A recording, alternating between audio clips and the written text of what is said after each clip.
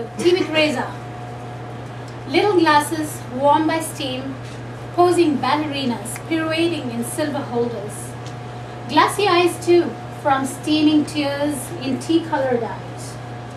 The kettle whistled, Reza said, like the train whizzing past his little Iranian township that sang, Khoshbakhtam, Khoshbakhtam, Khoshbakhtam, Khoshbakhtam, where poplars grew tall, very tall. Reza's arms ceramic and bent bow-like from his time in jail. In a dark cell where he wasn't given books to read or newspapers but just lashes and blows. Now and then, for reading Marx at the university, his tea-leaf eyelids brimming up with that memory. He handed us glasses on silver holders, held them tender candles during prayer. The revolution was now for my heart and soul, Reza cried. Oh my dear comrades, oh my friends, I came to be with you for freedom. And manifestos and democracy, talks showering mornings calm on poplars I loved, my friends loved, friends who were lost and gone, for singing the International, their arms bent to cracked ceramic, back scarred, resting in unknown graves. Sometimes letters from prison came, once a year, till the start, mentioning the smell of tea freshly brewed, just like this, verses of aroma, coiling over us during our tea, coiling over us with Reza one 90s evening. He still waits in exile.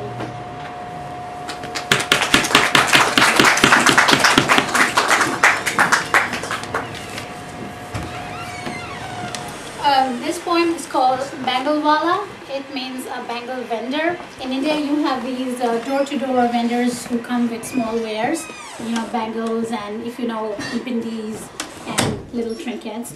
So this is actually from a film sequence that I really like, where the lover comes to find his lady love because both of them are apart and cannot meet.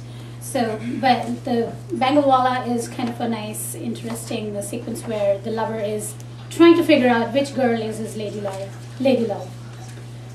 Bangle Wala, a sweet tangle of hands, glass bangles, adorning henna-dyed desires, to slide on, try on, jingle jangle. Come back on afternoons when the household sleeps. Touch that silky wrist and look deep. Press hard until one breaks, pierces terracotta skin, absent-minded blood drops carrying a song with it.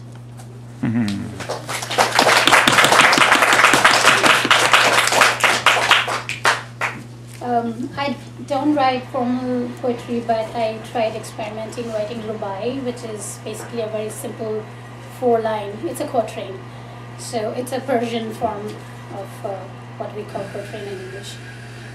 This is about the biblical story of the Eve eating the apple, biting the apple.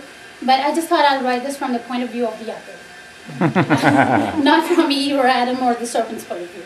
Okay, it's called The First Apple Sings a Rubai.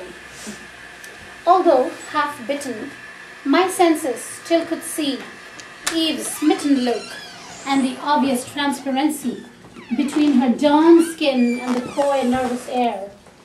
I lost my ruddy glow to what grew over her, uneasy.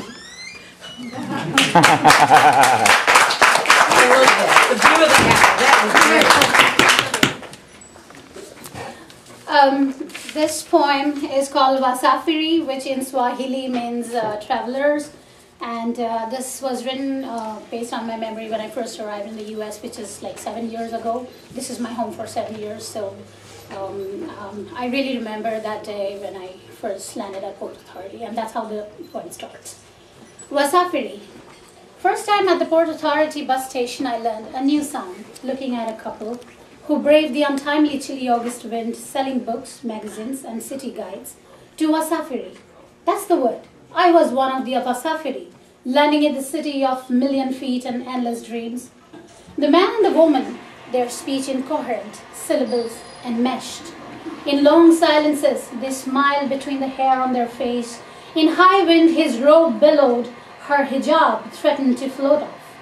Still, they stretched their hands and no, not begged, offered words, unpriced by lips, at the line of our emotions converging as warm hurts of homes left behind, where the Manhattan sun took a cold dip, I heard a prayer for welcoming, sending off, and holding on to our bosoms, all that a traveler holds dear, faces of myriad colors, hallowed hands of kindness, songs of easy serendipity, wasafiri in a world that lugged its bags with us, counting words as days notched on the walls.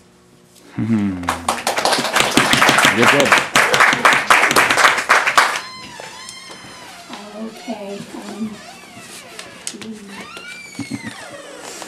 All right, this is a recently published poem in a journal called Dance Macabre, where I am the India editor at present. And it's an online journal published from Nevada, and it's kind of fun writing and writing for this journal and reading things in it. So this poem is after Wilhelm Müller's Die Krahe, which is The Crow, and so I'm sure people who love classical music, they probably have heard Die Krahe. I call this poem Conversation. Conversation. Ravens talking in earnest is wondrous, the way they don't want to share food, and are hyperbolic about their flights across fallow farmlands, brown fields of spent ammonia and gassy old bogs. They have compass heads, curt motions when they talk, ignoring the mauve sky of the thunder-bound clouds over a lawn. Ravens like a drink or two, with a peck, here and there, while the light dances on their twisty heads, darkening against a screen of sunset silk with no outlets for ravens to fly out. So, they just spar over how many worms each of them clinched, or how long they can keep me company. The ravens talk through my unvoiced gaze. A familiar sight, but who will question them? About melting as silhouettes on our eaves, not a good thing confronting those beats. Ravens herald guests. So, for my granny's sake, I have to wait and watch, although I see them dropping from their mouths' corners is rotten stuff in their callous coin prose. Oh. I don't have too many. So this kind of... Alright, this is called Finding Foremothers. People talk about forefathers, and the culture that I come from, forefathers is such an important terminology because it's also a patriarchal, male-dominated society. But I decided to write a poem for my foremothers.